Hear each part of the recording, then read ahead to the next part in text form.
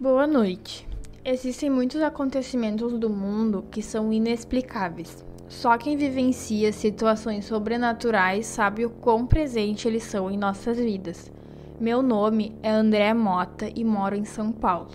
Uma vez, quando eu estava noivo da minha esposa, viajamos para passar um final de semana prolongado em uma cidade do litoral de Santa Catarina. Recebemos indicações de um amigo que já tinha visitado a cidade e quando chegamos lá descobrimos que era um verdadeiro paraíso, com belas paisagens naturais, atrações noturnas e uma linda praia. Porém, nosso erro foi não fazer uma reserva em uma pousada, acreditando que haveria vaga. Infelizmente, devido a uma festa anual na cidade, havia muitos turistas e não conseguimos encontrar uma vaga em nenhuma das pousadas que visitamos. Nossa decepção foi bem grande. No entanto, em uma das pousadas, um rapaz na recepção nos ofereceu uma casa de veraneio por um preço semelhante ao das pousadas, com a diferença de que teríamos que preparar as refeições, mas isso não seria um problema para nós. Ele nos forneceu um endereço e, como a cidade é pequena, encontramos facilmente o local indicado. Ao chegarmos, fomos recebidos por uma senhora que nos informou sobre uma casa vazia, localizada no centro da cidade, a menos de 200 metros da praça principal, onde aconteciam eventos noturnos. Conseguimos acertar o valor da estadia e acompanhamos a senhora até a casa, que estava limpa e organizada, com móveis e eletrodomésticos, bem completa mesmo. Depois de nos instalarmos na casa e tomarmos um banho, saímos para explorar a cidade. Já era por volta das 7 da noite e ficamos na rua até por volta da meia-noite. Mas como eu havia dirigido desde São Paulo, comecei a ficar cansado e decidimos voltar para casa. Assim que chegamos, deitei na cama e caí no sono imediatamente. No outro dia de manhã, acordei e fui à padaria comprar alimentos para o café da manhã. Comprei pães, queijo e leite, entre outras coisas. Como sou bom na cozinha, preparei tudo e mais tarde minha noiva acordou e nós dois tomamos café juntos. Durante o café, ela me perguntou se eu havia escutado barulhos de passos e vozes na noite anterior. Respondi que não, mas ela disse que teve a sensação de que alguém estava conversando ao redor da casa.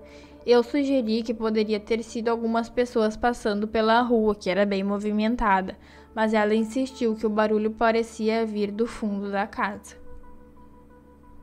Após tomar café, fui ao banheiro para escovar os dentes, quando percebi que havia uma porta entreaberta do lado do banheiro. Fiquei curioso e decidi dar uma olhada. Acendi a luz e entrei naquele quarto. E vi que havia uma cama, um roupeiro e uma estante de madeira com várias bonecas. Todas estavam arrumadas como se estivessem sentadas em duplas, uma de frente para a outra. Quase todas as bonecas eram do mesmo tamanho. Achei estranho e imaginei que elas eram para que, quando alguma família alugasse a casa e fosse com crianças, as crianças pudessem brincar com elas. Eu chamei Daniela, que é a minha esposa, para ver o quarto de bonecas e ela ficou surpresa ao entrar. Ela sentiu um arrepio e nós saímos para aproveitar o dia na praia. Mais tarde, estacionei o carro na frente da casa e quando olhei para dentro, tive a sensação de que alguém estava nos observando pelo canto da janela. No entanto, ao fixar minha vista, só vi a cortina e senti um arrepio. Decidi não compartilhar esse fato com minha esposa. Quando ela foi tomar banho, verifiquei todos os lugares da casa e não vi ninguém. Acreditei que minha mente estivesse me fazendo ver coisas mesmo. Mas quando fui até a cozinha para tomar um copo de água, Daniela me perguntou o que eu havia dito, pois ela não tinha entendido. No momento eu hesitei e respondi que já estava indo tomar banho. Quando passei pelo quarto de bonecas, puxei a maçaneta e fechei a porta. Entrei no banheiro, mas quando estava lá com Daniela, ouvi um ranger na porta. Eu me enrolei na toalha e percebi que a porta do quarto das bonecas estava entreaberta, novamente. Eu nunca fui uma pessoa covarde, mas naquele momento um frio na nuca percorreu minhas costas e até os meus pés. Tentei pensar melhor e imaginei que a maçaneta devia estar com algum problema e não tinha fechado direito mesmo. Talvez um vento tenha empurrado a porta, fazendo ela abrir. Pouco tempo depois, nos arrumamos e fomos para a praça onde estava acontecendo alguns eventos.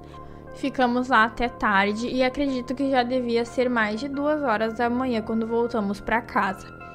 Quando entramos, percebemos que algumas coisas não estavam como havíamos deixado antes de sair. A TV estava ligada, um pacote de pão aberto na cozinha e eu me lembrava de tê-lo deixado fechado na mesa. Além disso, as toalhas do banho não estavam dobradas como havíamos deixado. Daniela acreditou que alguém pudesse ter invadido a casa, então correu para o quarto para verificar nossas coisas. No entanto, nada havia sido roubado ou sumido.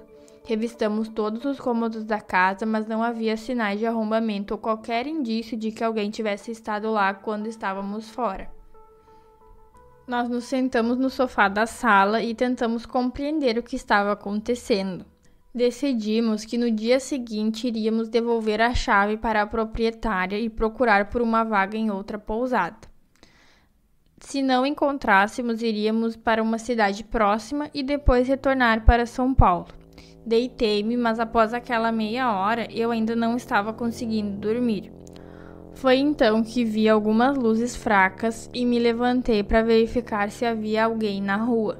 Abri a janela, mas não havia ninguém por perto. Decidi não acordar minha noiva e fui na direção da porta do quarto.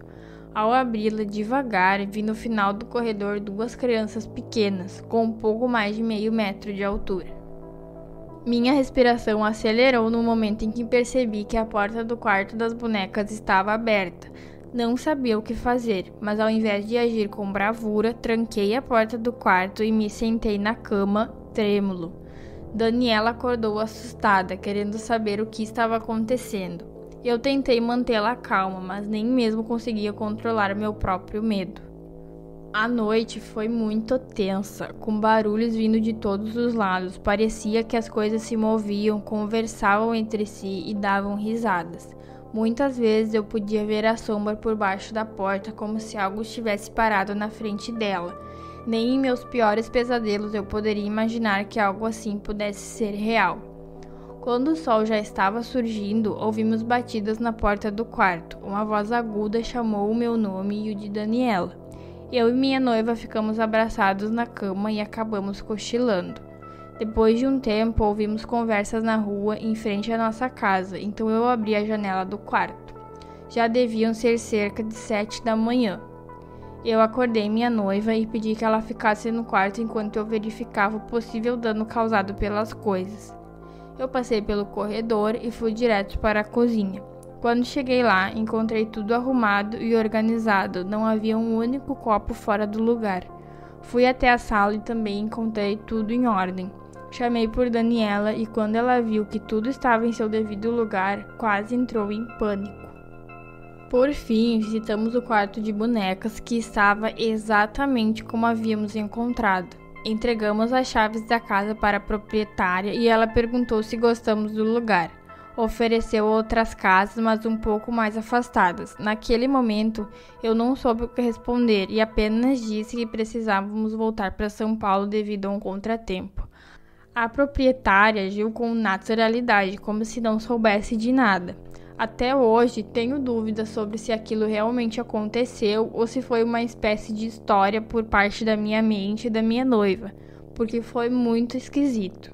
De qualquer forma, não voltei mais àquela cidade e se algum dia passar por lá, quero manter a distância segura daquela casa e daquele quarto de bonecas.